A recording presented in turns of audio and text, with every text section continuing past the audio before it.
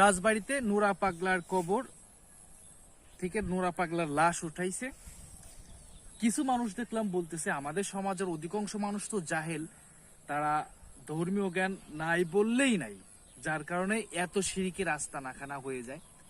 তো নুরা পাগলার লাশ নাকি পচে নাই, বয়স মোটামুটি লাশের বয়স তো 10-15 দিন হয়েছে, সেখান থেকে গন্ধ বেড়ায় নাই। এটা সত্য কথা যে তার লাশ। এইটা কিন্তু শিরিকের একটা মহা উৎসব হইতে পারে না, যে নুরা পাগলার লাশ কবরে পচে নাই।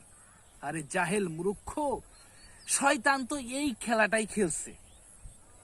নুরা পাগলার লাশটা পচে নাই, তার ভিতরে যদি কোনো কেরামতি নাই থাকে, তাহলে তার দিয়ে শিরিক চালু করবে কি করে শয়তান? এটাই তো শয়তানের কারসাজি। আর নুরা পাগলার লাশ উঠে পুরাই ফেলাইছে। এখানে বিতর্ক থাকতে পারে যে নুরা পাগলার লাশ উঠে কেন পুরানো হইলো, অন্য কোথাও কেন কবর দেওয়া হইল না। নুরা পাগলার লাশ যখন উঠাইছে তখনই যে গুজব ছড়াইছে না যে নুরা পাগলার লাশ পচে নাই।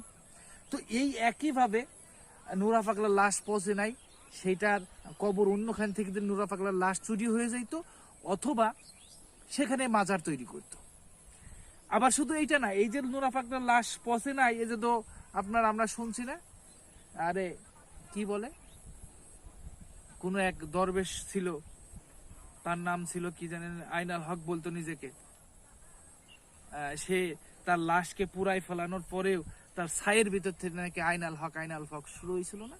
তাই নুরা পাগলার ছাই, লাশের হাড্ডি গুড্ডি ছাই নিয়ে ওরা মাজার বানাবে এটা। আর এটাই তো শিরিকের, এই শিরিকের মূল উৎস।